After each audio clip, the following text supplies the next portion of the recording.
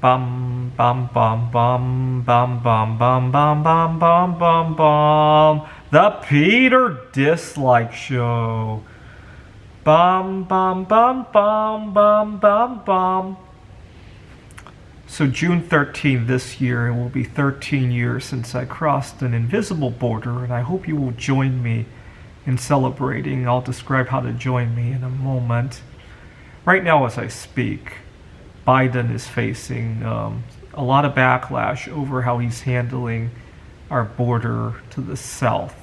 But I want to mention that a lot of borders are invisible, and here's why. I'll talk about two borders that I faced in my life. When I was in college, I dated a girl from another part of the world, and my family did not approve. My mom was really upset. She didn't want to ruin the family lineage, she mentioned that none of our family has had it basically has been contaminated by other races, and she was very upset about that. I then dated an African American girl, and she was even more upset about that. She was somewhat okay. I dated a Filipino girl at one point. She was somewhat okay with that. So family lineage meant a lot to her, to my mom.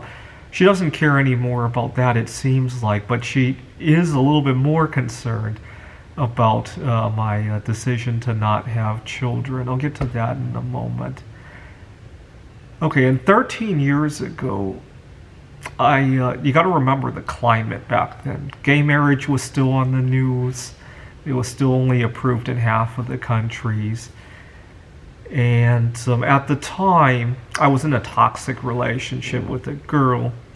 And part of the reason I stayed with that is that I would have moments where I took some time away from her, but then it would be Friday night and I would look at all these events, and it seemed like there was a border wall, right?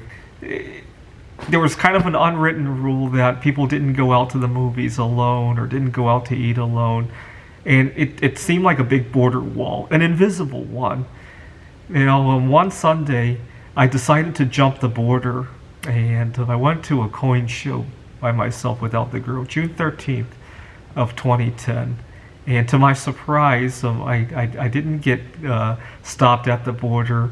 Unfortunately, there's still a couple of events where there does seem to be a little bit of a border. So, for example, I'm getting ready to go to a Computer Olympiad conference in New York. Sometimes when I fly, and this has been on the news a lot lately too, but at the time it really wasn't on the news. Sometimes people would insist that I switch seats because families wanted to sit together, and I might have chosen a seat for a particular reason. So, for example, I love to do stargazing, and I often choose the seat preference when I book the ticket, but then they still switch my seat anyway because families needed to sit together. One time I had flown from LAX to Tokyo, and I chose a seat to the left of the plane because I wanted to view Jupiter and Saturn, which would be toward the equator, right? So from Los Angeles to Tokyo, you would want to sit on the left side of the plane.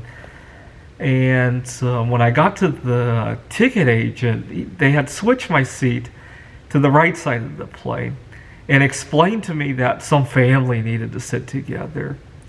So I get on the plane and I asked the people on the left side of the plane if the three of us could just all switch with the other three of us.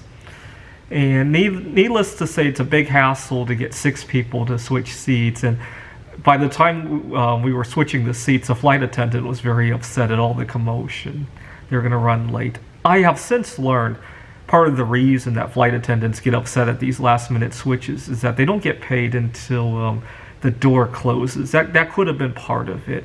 I mean, if I were a flight attendant and I was getting unpaid time because somebody wanted to see something, yeah, I can see myself getting upset there. I didn't realize that at the time. Had I known about it, I would have waited until the seatbelt sign was turned off to do this, but I didn't know about it at the time. But it occurred to me, if you can accommodate a family, why can't you accommodate somebody who has a seat preference for other things, right? It just feels like an invisible border wall, if you will, right? Anyways, June 13th. If you're single, I want you to go out and have a date with yourself. And more importantly, I want you to take the day off work and go on a little bit of a single strike, if you will, to kind of help break down that wall, right? This is the Peter Dislike Show. Bum bum bum bum bum bum bum bum bum bum bum bum. The Peter Dislike Show. Bum bum bum bum bum bum bum.